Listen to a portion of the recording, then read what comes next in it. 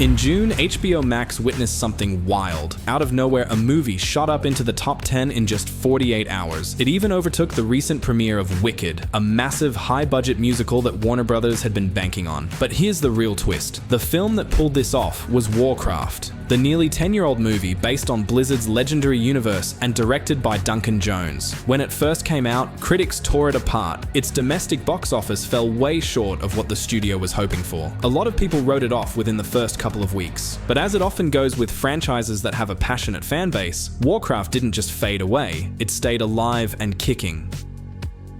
The resurgence actually started last year when the movie randomly blew up on Netflix. Not only did it make the top 10, it debuted with some of the highest viewership numbers on day one. And now, the same things happened on HBO Max. Even though this comeback is happening on streaming, not in theaters, it's already reigniting conversations about the franchise's future. Some fans are hoping for a straight-up sequel, while others are calling for a full reboot. And this time, it's not just wishful thinking. The head of Xbox's gaming division told The Verge that following the success of Minecraft and Fallout adaptations, studios are seriously looking at bringing Warcraft back, whether that's as a movie or a full-on series. When Warcraft hit theaters back in 2016, it looked like a straight-up flop. It made $439 million worldwide, but according to internal Universal reports, it still ended up losing about $50 million. The problem? Huge marketing expenses and a complicated profit split between Western and Chinese partners. In the US, the movie didn't even crack $50 million, but in China, it raked in nearly triple that. Over time, though, things started to shift. The comeback began when Warcraft landed on Netflix, and in just one day, rocketed into the platform's top 10 most watched titles. A year later, it pulled off the same move again, this time on HBO Max. And that's where things get interesting.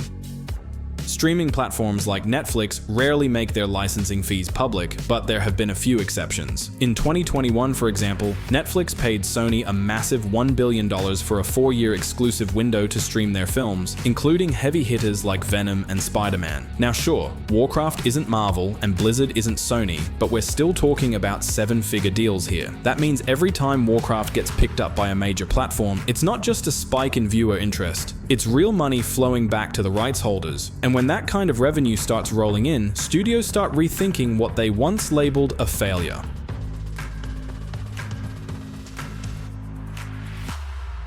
And if you look past the headlines and actually break down the numbers, the story flips. Just from US digital platforms, Warcraft pulled in around $20 million.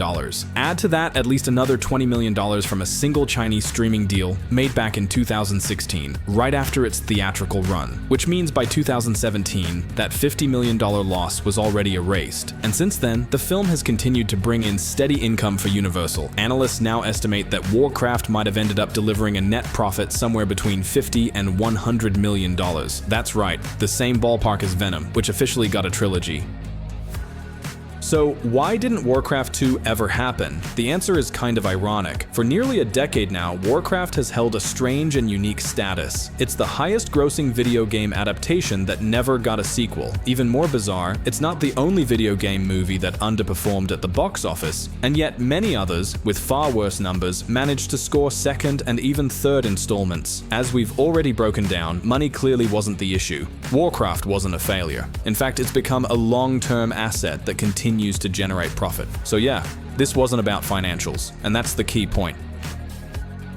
Back in February, former Blizzard CEO Bobby Kotick gave a surprisingly candid interview where he opened up about what was really going on behind the scenes during the movie's development, and that's where the real reason comes into focus. According to Kotick, the deal for the Warcraft movie had been signed before 2008, and he admitted he hated the entire idea from the start. That explains a lot. It's hard to expect a studio to greenlight a sequel when the top executive openly thinks the original movie was a mistake. But it gets even juicier. Kotick claimed that the film project actually harmed the main World of Warcraft dev team. According to him, developers were pulled away from game updates to act as consultants on the movie, which supposedly slowed down patch releases and content updates. He also complained that some of the team started dreaming of Hollywood and lost focus on game development. But when you zoom out and look at the bigger picture, the story shifts. Kodak's reign at Blizzard is often remembered as a period of stagnation, profit chasing, and a lack of creative risk-taking. It was all about squeezing money from existing IPs rather than building new ones. In that kind of mindset, film adaptations were just distractions from the real business. Kodak didn't believe in the movie, so he blamed it for everything that went wrong. Other voices from inside Blizzard paint a totally different picture. Chris Metzen, one of the main architects of the Warcraft universe, was proud of the film and vocally supported the idea of a sequel. Up until 2023, he would repost rumors and news about a follow-up, showing real interest in seeing the franchise continue. Director Duncan Jones also never hid his frustration. He once said that to a company making billions every year, the movie felt like some low-priority side project, more of an annoyance than something worth investing in. Blizzard leadership didn't want to be involved, didn't want to collaborate, and actively limited the creative freedom of the team making the film. Warcraft 2 didn't get shelved because of bad box office, bad reviews, or even lore complexity. It all came down to Blizzard's leadership simply not wanting to deal with it. The movie was the product of an old contract, and once it was done, they checked the box and moved on. But things started to shift fast, and a lot of that had to do with major leadership changes at Blizzard. After a wave of public scandals and serious accusations about a toxic work environment, Bobby Kotick, the man many fans blamed for the studio's creative stagnation, finally stepped down. And almost like clockwork, Chris Metzen returned to the company. One of the original creators of Warcraft, Metzen isn't just a name in the credits. He genuinely loves the world he helped build. Almost immediately, the quality of World of Warcraft updates started improving. Then things really picked up speed. First, there were whispers about a potential movie adaptation of the Lich King storyline, with none other than Henry Cavill rumored to play Arthas. Then, Warcraft suddenly blew up on Netflix, cracking the top 10 most watched list. And now, there's real talk about selling the Warcraft movie rights to a major streaming player. Back in 2016, when the film came out, World of Warcraft had over 10 million active players. The studio wasn't focused on movies, they didn't need to be. The brand was already raking in billions, and the film felt more like a distraction than a necessity. But fast forward to 2025, and everything's changed. Blizzard is in the middle of a rebuilding phase. The player base has shrunk to around 4 million, and that's including WoW Classic. The market's more competitive than ever, and the studio is still trying to figure out who it is in this new era. That's why a movie now feels less like a burden and more like a lifeline. A chance to reignite interest in the brand, reach new audiences, and breathe fresh life into a franchise that desperately needs to evolve. And there are plenty of success stories to prove it's possible. Arcane revived League of Legends hype. Sonic turned into a full-blown film franchise for Sega. The Super Mario Bros. Movie showed the world that even an animated film can hit $1 billion. Warcraft could absolutely be next. In recent interviews, Blizzard execs have started talking about a potential movie again, cautiously, but without the dismissive tone of the past. Before stepping down, Warcraft franchise director John Haidt said they were open to offers, as long as the people behind it were actual filmmakers, not game devs trying to play director. And here's the ironic twist. His replacement is none other than Chris Metzen, a longtime fan of the 2016 film and someone who's made it clear he'd love to see a sequel. Right now, he's focused on saving the core game and rebuilding trust with the community, but down the line, he just might be the one to finally give Warcraft the cinematic treatment it deserves.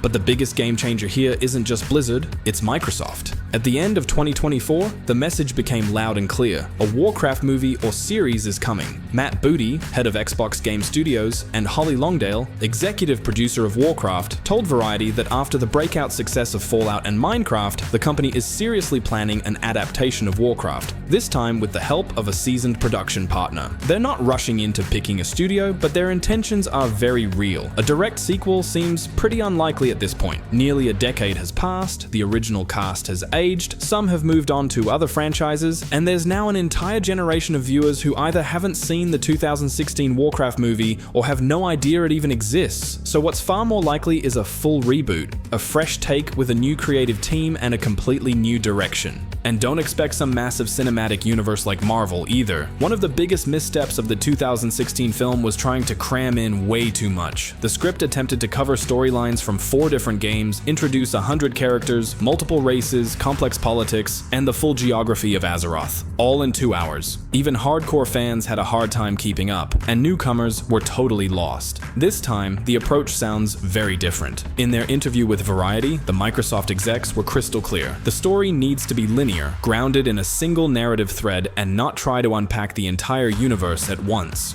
They pointed to Fallout and Minecraft as models, two recent examples of tight, self-contained stories that didn't rely on building a massive universe from the jump.